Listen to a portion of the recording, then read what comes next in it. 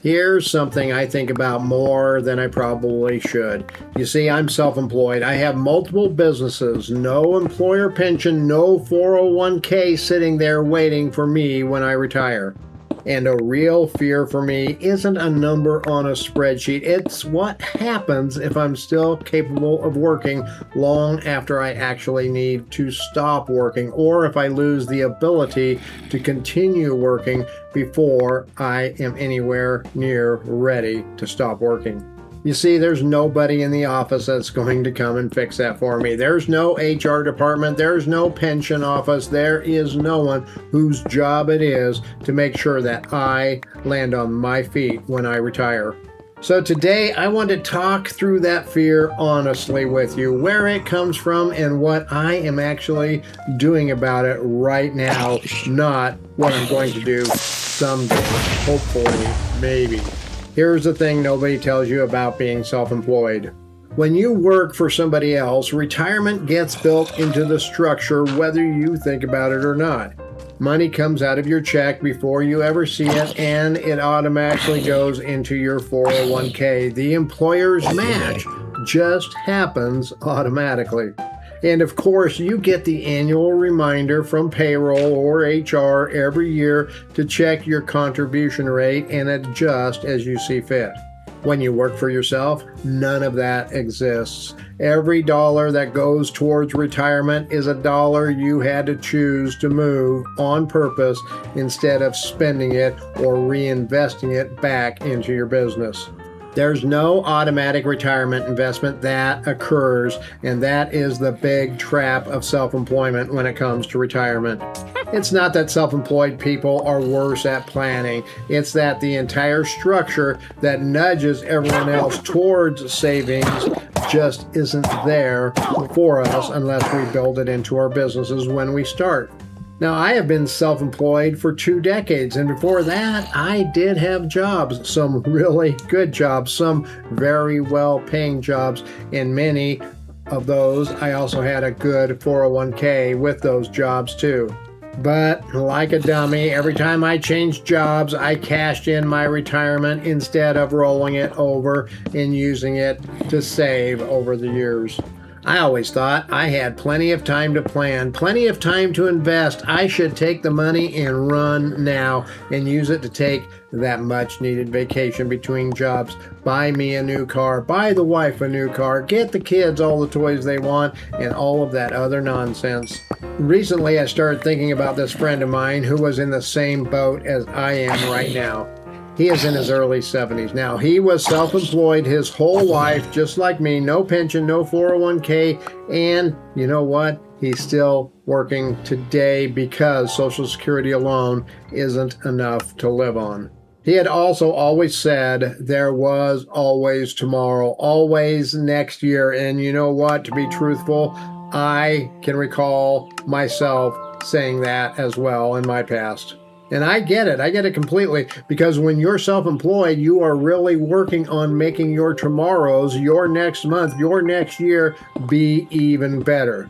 You are growing your business, expanding your services or the products you offer. You are building your own empire, if you will. And you start to expect that empire to take care of your every need, but that empire doesn't always have your personal future in mind when it's growing. The plans I put into place today are often short-term, like 1-year plans, 3-year plans, 5-year plans, but the distant future, the retirement, well, that is not always planned for, and it wasn't for me until recently. Now, don't get me wrong, all of that optimistic planning in business needs to happen. It has huge value. It's part of what makes self-employment work. But it's also exactly the thing that can quietly turn into many decades of hard work and no retirement account. And in talking to my friend, hearing his stories, it really started to sink in. I am in the same boat that he used to be in. And the overwhelming thought hit me like a brick in the face. What will I really have when I retire? Even as scary as that all sounds, a bigger worry has started creeping into my mind as well when I talk to friends who are already retired. What happens to your identity when the work stops? You see, to me, it isn't as much the money. Not that having enough money isn't valuable, but the self-worth is just as important. After I retire, after I quit working, what value do I have? Or better said, what self-value will I see in myself? For men, and I think for women too, having that level of self-value is a driving factor in our lives. It is the driving force for us when we get up in the morning. What needs to be done? What task requires me to pay attention to it? What am I going to do today to be productive? And then I start to think of other friends of mine who are retired and they just stop working altogether.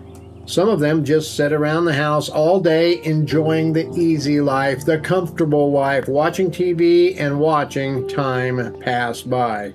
And that's fine if that's what they want to do. But when I look at things, I don't want to just sit and let time pass me by. I'm not ready for that yet in my life, nor do I think I'm going to be anytime in the near future. Now, some of them have friends that they used to work with that are also retired. They have colleagues and they go do things with other people. They play golf, they may go bowling, or they do some other type of activities, be it senior activities or other activities. Another big factor for me too is that as a self-employed individual, I don't have a boss.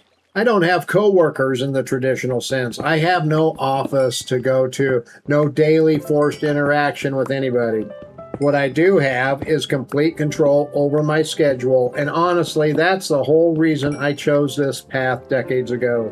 I didn't want someone telling me where to be at a certain time for the rest of my life. I wanted to be the one in control, but what happens when that is all gone? Now what? So here's the question I am really trying to understand and answer for my life when I do retire.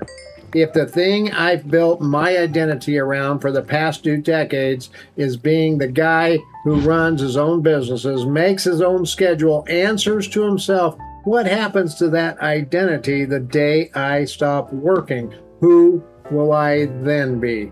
You see, retirement isn't just a money problem for someone like me. It's the who am I on a Tuesday morning problem. And you know what? I don't have an answer to that question. I think the honest answer is I need to build something to walk into, not just something to walk away from. And I'm still figuring out exactly what that looks like. Now, the one worry I see and hear over and over when people talk about retirement isn't about the fancy cars, the big fishing boats, their wonderful RVs, or their campers. It is that one thing that could wipe out decades of savings and retirement planning that will make them have to essentially start all over. You see, starting over in your 20s, your 30s, your 40s, or your 50s is a lot different than starting over in your 60s or your 70s. Now, this is a topic that is worth being discussed, to be sure, because it's not really about discipline. You can do everything right all of your life, and one single life event can undo it all and leave you stranded looking at an empty future. Now, don't get me wrong, I'm not talking about this because this is where I am right now. I do have some retirement. I have good health. I have my businesses I still work every single day. And I have a plan, but that plan isn't bulletproof. I don't think any plan can be 100% bulletproof. And that is what we also need to plan for, is our plan not working as planned. So here's where I am right now in my retirement planning and the things I am doing to help my future self be more secure and ready for retirement. As I said before, there is no employer pension, no employer 401k, so retirement income for us comes down to Social Security and my Roth IRA. As I said before, there is no employer pension, no 401k, so retirement income for me comes down to Social Security and my Roth IRA. The single biggest move I'm making is paying off the house before I actually stop working. No mortgage payment changes the entire mathematical landscape of what Social Security and my Roth need to cover every single month when I do retire. And even once the house is paid off, well, that doesn't mean retirement is imminent, to be sure. We are currently paying almost $3,000 a month on the house. Now, that isn't our mortgage amount. The actual mortgage is much lower. We are just paying a lot of additional principal each month. And that snowball payment each month has grown over the years, too. We started paying only a few hundred over our mortgage a few years ago. But as we have removed other debt, we have repurposed those dollars to go to the house to help get it paid off as well. So once it is paid off, which should be in less than 2 years, that $3,000 can then go into our retirement portfolios. Well, of course, after you take out the insurance for the house and the taxes for the house too. Then there is the health insurance, which is its own project for me. Being self-employed, I don't have a nice insurance plan that has an employer match to it. And if I were to try to be on my wife's insurance plan, that would be cost prohibitive to be sure. So a while back, I joined Christian Healthcare Ministries, which is a health sharing plan, not traditional insurance. And it has done very well for me, much better than any insurance plan I have ever seen in the past. But that goes away even before I retire. In fact, that goes away here in a few months when I have to go on Medicare. And the Medicare plan I have chosen is an N plan. So I will have Medicare A, B, D for prescriptions and N, which should be comparable to the coverage I have had with CHM and at a comparable price too. Now, if you would like to hear more about my decision process and the exact plans I have on Medicare, please let me know in the comments below. I am happy to share that with you. Now on Social Security itself, I have already passed my 62nd, my 63rd, and my 64th birthdays without filing. And for the moment, I am not planning on filing at 65 either. My plan is to go until at least 67, but then 70 may be the answer too. We'll have to see. That is a topic for another discussion as well, so let me know if you would like to hear about that also. You see, my wife has PARA, which is similar to Social Security, but she will be able to draw both her PARA and her Social Security once she is eligible for that, and that could change the math for us. Now, none of this makes me any smarter than any of my friends or you or anyone else for that matter. It really makes me lucky in a few specific ways. I have a spouse with a good retirement plan. My health has held up thus far, albeit I am a little slower and my work days are a little shorter now. I have my Roth IRA, which isn't astronomical. I'm not going to be pulling thousands out every month when I do retire, but it is something, and something is more than nothing, right? We will have the house paid off soon, and I have my Medicare stuff figured out early too. Now take away any of those, and I am sure this video would sound a lot different to be sure. For me, the big takeaway is this: my health is my real retirement account. If my body starts to give out without warning, if my knees just fail and leave me sitting wondering what to do, or if something more catastrophic occurs, such as a stroke or a heart attack, well, I have a plan for that. Without that medical plan, folks, nothing else really matters. The hospital bills, the doctor bills, and all of that stuff will eat through your retirement money pretty darn fast. Now, you can plan around money, but can you plan around health too? Yes, and that is also what I am doing. Now, I am not here to sell you on any health or fitness programs for seniors. In fact, I would be the last person to give advice on that subject, but I have started to try to be more health conscious and make better choices. I eat healthier, I go for walks, and I try to be as active as I can. I truly believe that health should not be a separate topic from retirement planning. It needs to be a part of retirement planning. Every year I stay healthy, mobile, and able to be productive is a year my retirement plan actually gets to work the way I designed it.